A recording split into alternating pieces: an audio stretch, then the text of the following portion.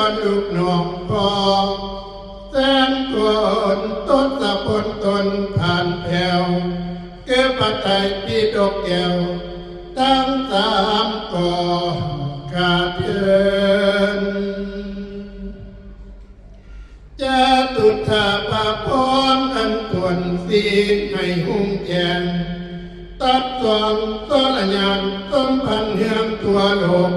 ให้คำบุญทุกโศกโอกาสต้องสารให้ได้เถิงสถานอันประเสริฐดูเลิศลำตัวเจ้พาให้ได้ดังพระมหาโมกขันลาสารีบุตรบริสุทธิ์องค์ประเสริฐด้วยฤทธิ์ตรณิตซอยคำอินทาลำเติมสัทธาจตุลานาโกฏมนุษย์กงพันคนทันยักษ์ทั้งหลายอันใหญ่ยังอยู่กูป่าใหม่ไปอาน้อมทั้งจอมเขาและจิ้มนำมหาสมุทรสุดแดนแสนโกฏขอบจักรวาลให้ทะยานมาด้วยฤทธามีเครื่องสักการะบูชาพัมพรมนุษย์น้อมประนมก่อนถวายพรไปยาขัดแก้วได้เลือดแล้วด้วยนัยยะคาถาว่าใจยะทูปวังใจยะมังคละดังนี้เป็นข่าว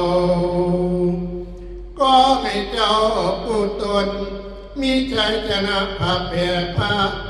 ยามานผู้ใจบาปมากราบพื้นบาทบาทา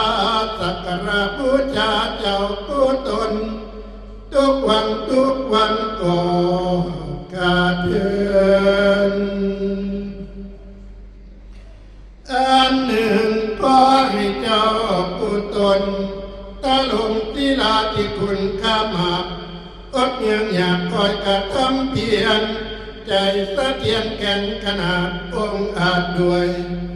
ปัญญาตะลงวัดสาลายขนาดองค์อาจแพ้อายธรรมสุตตนิกายทั้งหลายอันวิเศษจบเพียรพร้อมปวินัยพระอภิธรรมทานใกล้แจ้งจอดตลอดถึงเท่าปัฏฐานทั้งอาทิกรรมฐานไขเมืองราชก็ให้เจ้าผู้ตนเป็นสมณะมันยืนยอมเยลกะคงเท่าหอย